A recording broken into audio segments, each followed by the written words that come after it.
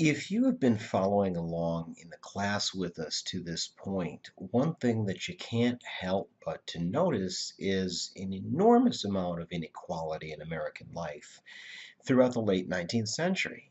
And it doesn't really matter how you want to cut it or slice it or spin it, that there's all kinds of inequality to go around. We've talked about institutionalized inequality, like the Dawes Act or the Chinese Exclusion Act that targeted people based on their race. We've talked about Plessy versus Ferguson, which more or less legalized discrimination and segregation. We've talked about other forms of inequality that might loosely fall into the category of economic, financial inequality. Certainly, you should be able to get that from reading The Jungle, the idea that the cards were very clearly stacked against working class Americans like Jurgis Rudkis. The question then becomes, what's being done about this? Right? Well, what's being done about this inequality? And the simple answer to that is not really a whole heck of a lot. Not right now, anyway. There's a reason as to why. I don't know if you remember, but we discussed this whole issue of individualism a few lectures ago. And I told you that it was a very important 19th century philosophy, cultural norm, and value, and that people believe very deeply in it. The power of the individual, that we didn't need an overactive, micromanaging federal government to plan out our lives for us. As long as you were hardworking, as long as you were ethical, as long as you did the right thing, the individual could rise in this world. And as the 19th century continued to play out, you saw other related but slightly different philosophies that came to the fore that would muddy these waters involving equality. Again, we've talked a bit about this idea of social Darwinism, the concept that there was a hierarchy to mankind and certain races of human beings were evolving more quickly than others. And this would explain why there was rich people and why there was poor people. A quick example, a quick comparison, if you will indulge me. There's a scientific reason, according to the doctrine of social Darwinism. There's a scientific reason why Andrew Carnegie is rich and Jurgis Rudkis is poor. Carnegie's brain has evolved. Carnegie's brain is more adept in terms of navigating the contours of modern industry. Jurgis is slow, he's dim-witted, he's dull, he can't really keep up with the Carnegies of the world. And so this is the explanation of social Darwinism. You have some groups, they tend to be native born, they tend to be white, they tend to be of Anglo background. They're according to this line of thinking of social Darwinism, they're more evolved than these other people, and that gave a scientific explanation, or at least as far as these people were concerned, a scientific explanation as to why there were rich people and why there were poor people. The problem is that fewer and fewer people are buying the status quo as the 19th century continues to unfold. One group that is rejecting some of the more mainstream explanations as to why the world is the way that it is a group of Midwesterners, people that call themselves the Mugwumps. And the Mugwumps were really throughout the Midwest, but predominantly in Indiana. And what the Mugwumps were really upset about were these political machines that we talked about a while ago, predominantly based in the cities. Chicago, New York, St. Louis, Philadelphia, Boston. All of these political machines were, in their minds, corrupting the democratic process because, as we found out, these machines, these ward bosses, they didn't work for the betterment of the people. They worked for the betterment of their own kind, their own self-interest. The problem that the Mugwumps also realize is that every day the cities are getting more and more powerful. When people like Jurgis Rudkis get off of boats coming from abroad, they don't settle in Kokomo, Indiana. They settle in places like Chicago, places like San Francisco, St. Louis. And the reason why is because that's where the jobs are. And so every day, the New Yorks of the world, they get more and more people and consequently more and more powerful because that's where the voters are. And the Mugwump said there's this very simple way to take out, to knock out these political machines. And that was through the adoption of the Australian secret ballot. You have to understand that in the 19th century, for most of it, you didn't vote the way that you and I would understand voting today. In a lot of instances, you literally voted with your feet. You would walk to one side of the polling place, if that was a church or a school, whatever. The poll master would say, all right, all the Republicans to this corner and all the Democrats to that corner, and you literally count by head. My point is that you're really wearing your vote very publicly and on your sleeve. And so if you came from a long line of Republicans and you started to inch over to the Democratic side, they could put a little bit of peer pressure on you to vote in another way. What the mugwumps are saying is if you made this a secret process, right? If you made it to where you were not advertising your political affiliation, you would purify the democratic process. And to some extent, they're right. You do begin to see the political machines exercising less and less dominance in American political life. Not completely gone, but certainly curbed a bit after the adoption of the Australian secret ballot in 1892. The other thing that you see after this adoption in 1892 is voter turnout plummeting. And the reason why is pretty simple. In order to fill out a secret ballot, there's a skill that you need, and that skill is reading. Reading in English. Keep in mind, many of these people are of immigrant stock. They don't read, let alone read in another language, that being English. And so when this adoption of the secret ballot went down, voter turnout went with it. And so the mugwumps, they thought that this was just a nice added benefit. It was the icing on the cake as far as they were concerned, because as far as they were concerned, the immigrants were part of that problem that were the political machines. Another group that's really beginning to reject the business as usual approach would be Frances Willard and the women's Christian temperance movement. Those are the ladies that you see featured on that PowerPoint slide right there if you're following along with me. And what they took on was the institution of alcohol. And they took it on because they saw alcohol as the central social evil, social ill that interconnected with every other social ill. I mean, in their minds, if you took out alcohol, you would eliminate domestic violence, you would eliminate prostitution, gambling, crime, vice, orphanages. All of these social problems would be diminished if we just made the sale and manufacturing of alcoholic beverages illegal in this country. Now, naturally, they took a lot of guff for this sort of sentiment. I mean, not only was alcohol a very big political interest group in the late 19th century, um, it was also something that women were not supposed to really engage in. Keep in mind, the cult of true womanhood emphasized that woman's role was naturally in the home, right?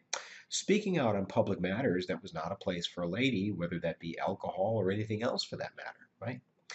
And Frances Willard's response, I think, was entirely appropriate. She said, gentlemen, I come before you today in defense of the home. I mean, how are you supposed to ask me to defend the home, to guard it with my gentler virtues, if we've got to contend with this whole issue of alcohol and consequently alcoholism? By taking down alcoholism, you'll help me to protect the home. Kind of took that whole idea of the cult of true womanhood and stood it on its head. But these are a couple different ways that we see the rejection of political status quo in the late 19th century. Maybe put another way, there are fewer and fewer people that are really buying what the establishment is selling. This is the way that things are, right? But the big group that I need you to be mindful of would be a group that's coming to us via the rural part of the country, the farm. We've talked about farmers a little bit here and a little bit there. I had introduced you to the Homestead Act, and I said that this was free land, and it was, but there was something that the government, that the railroad companies conveniently forgot to mention to the farmers.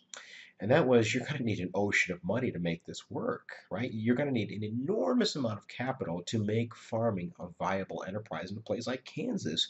It's a very capricious, vulnerable environment. It just is. That's the reality of it. The other thing that they didn't say was there's got to be nothing to stop these railroad companies from price gouging you.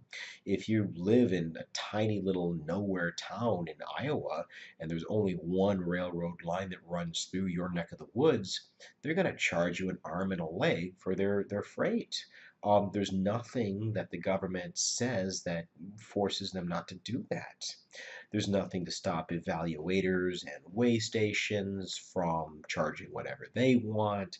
There's nothing to stop financiers like JP Morgan from charging crazy, ridiculous amounts of interest on loans that they're issuing to farmers. And my point is, by the 1890s, you're seeing a full-fledged crisis erupt on the farm. Enormous amounts of poverty, which absolutely translates into inequality. And it's out of this inequality that we see the birth of an organization that comes to be known as the Farmers Alliance. Or if you're of the Southern variety, the National Southern Farmers Alliance. Really, what the Farmers Alliance is a cooperative. It's a collection of farmers that's running an organization for farmers for the benefit of farmers.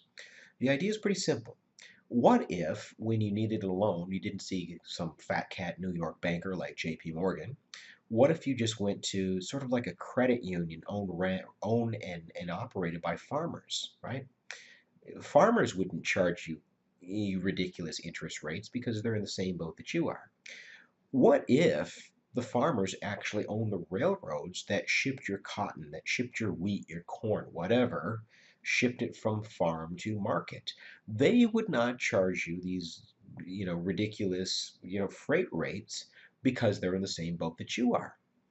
And so that's the idea of the Farmers Alliance. It's to organize, to get organized at the economic level. The only problem is the big powers, the big interests, the banks, the insurance companies, the railroad companies, they can all see this coming, right? And what these organizations do is they conspire to strangle the Farmers Alliance, okay? They can't get credit. The banks won't loan them credit, and you just need access to credit and to capital if you're going to make something like this happen. And clearly the banks are not going to give you a loan only to see you become a competitor. The railroads are going to do everything within their power to stop you as well.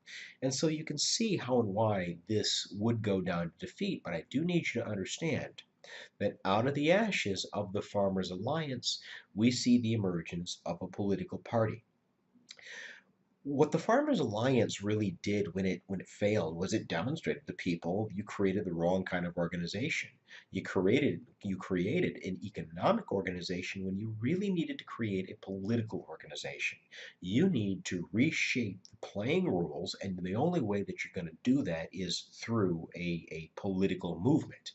And the political movement that will emerge is going to come to be known as the Populist People's Party. Before I go any further, guys, I want you to get the definition straight when it comes to Populist Party.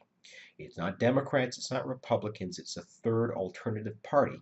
And what they're interested in addressing, this is very important, rural, agrarian, farming poverty. That's what they want to address. They do kind of pay lip service. They're a little bit concerned with workers as well, but it's predominantly farmers. It's agricultural poverty that they really want to address. They want to make people play by a set of playing rules. And in 1892, they're going to run in their first ever election. And if you know anything about politics, you know that third parties generally don't do too well, right? Um, the guy that they will get to run as their presidential nominee is a fiery anti-monopolist, a guy by the name of James B. Weaver, who is going to put forward a very radical, certainly by our standards in the 21st century, it's a radical platform. They are advocating the nationalization of not only the railroads, but also the communication networks, right? They want the government to run the railroads and the communication, the telegraph system. In our day and age, this would be the equivalent of the government running not only the airlines, but also your cell phone companies as well. This is a very radical departure as business as usual, but a lot of people are saying that this needs to happen because the railroad is so big and so powerful and so self-motivated, so self-absorbed, that this is the only way that you can really get this essential, fundamental, there's no way around it. Everybody has to use the railroad. It's the only way that you can get that railroad industry to function not only properly, but also fairly. They're also advocating a progressive income tax. The more money you make, the more money you pay in taxes. Their rationale being the more money you make, the more you probably used what might loosely be called the commons. You use the court system, the police, the fire departments. They protect your property, and they do so. Let's be honest, they do so more than just the guy that runs a wheat farm in Illinois, right? You use the universities, you use these publicly funded roads to move your goods and services around, right? So you ought to pay a little bit more in the way of taxation. And furthermore, they saw the progressive income tax as an equalizer in the political game because what it would do is it would allow people of more modest means, including farmers, to have more of an opportunity. Holding on to more of their money, they would be able to have more of an opportunity to participate directly in the democratic process. Their big one, though, would be the free coinage of silver. We were on the gold standard in the 1890s. We would remain so well through the 20th century. But in the 1890s, what the populists wanted was this monetary system to be based on gold and silver. And one of the reasons for that is they wanted more purchasing power. Okay? Today, we would call that printing more money, increasing the money supply, which does have the potential to lead to inflation. But what the populists wanted was more buying power to people, especially at the lower levels of the American economy. And you did that by basing your monetary system not only on gold, but on silver as well. It's a very radical platform. Even by our standards, it's pretty radical. And the populists do pretty well. Yeah, they take 4 states in the Electoral College. That's unheard of, right? For third parties, especially in what might loosely be called a modern political system, it's almost unheard of for a political party to do that well when it's brand new. So if you are a populist, you're looking at 1896 as your year, man. This is your year. All you need to do is you need to get out there. You need to organize just a little bit more effectively. You need to know your audience and you need to settle on your guy. You need to get that candidate that is a slam dunk candidate. And if you can do that, you're in business. The other thing that you need to do is to convince people in parts of the country that have traditionally voted Democrat for generation and generation. You need to convince them to not vote for the party of their fathers. And of course, the region that's probably most important when it comes to this would be the South. The South was more or less a one party region. The only party that really mattered in the South was the Democratic Party. As late as the 1890s, the Republican Party was still associated with Sherman's March to the Sea, this bloody swath that the Union Army cut through the state of Georgia in the midst of the Civil War. It was seen as the bad guys. And so, for generations and generations, Southerners had voted Democrat. And I'm not saying that all Democrats were Klansmen, but what I am saying is that there are a lot of Klansmen that happen to be card carrying members of the Democratic Party. The Democratic Party in the South was the party of white supremacy.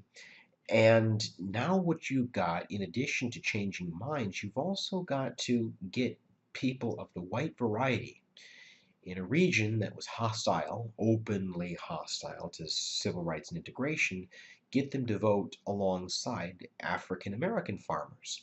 But if you can do that, you really are in business. Here's the big problem, the even bigger problem, you might even say. Nobody saw the ascendancy of William Jennings Bryan coming. He came out of left field like a rocket. I like to think of William Jennings Bryan as the Barack Obama of his day. And I don't mean anything good by that. I don't mean anything bad by that. I just mean that before he gave this really blistering fireball speech, On the floor of the Democratic National Convention in 1896, nobody had heard the name of William Jennings Bryan. Is this really famous speech that comes to be known as the Cross of Gold speech, that's ultimately going to get him the nomination for the Democratic Party. What does that have to do with the populists? Well, what it has to do with is he's deeply and very critical of the gold standard. That ought to sound a little bit familiar. He's criticizing the gold standard as economic policy and advocating the free coinage of silver. What he did, guys, is he just stole the thunder of the populists. That was their thing, putting more money out there, more silver money out there. And so now the populists are in between a rock and a hard place, because you've got this mainstream Democratic politician who will eventually get the nomination for the Democratic Party. He's out there and he's using your central issue as his own central issue. It's going to be a long, long shot to convince people not to vote Democrat at this point. People that were inclined to vote for the populists, many of them said, well, if they're saying the exact same thing, then I see no reason to vote for this new, struggling, fledgling party. I'll vote for the name brand, and that would be the Democratic Party. The other problem that not only the populists, but the Democrats as well are going to have is the Republican nominee, William McKinley. William McKinley is going to benefit from a lot of things, but probably nothing more specific and direct than big corporate money. Okay?